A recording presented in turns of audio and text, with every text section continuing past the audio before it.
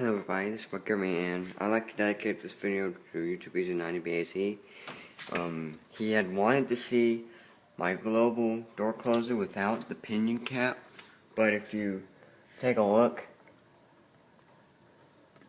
it's all scratched up because and it will not come off. I spent about half an hour trying to get the cap off.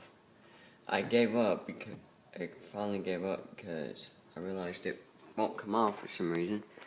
I'll probably have to try and I'll probably just take the closer down and try it, but I don't think it'll come off though.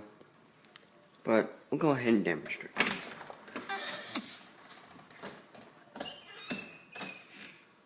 It latches well.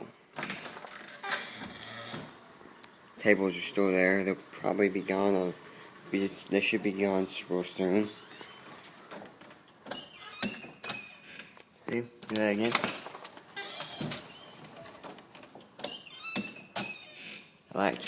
Latches very smoothly. One more time.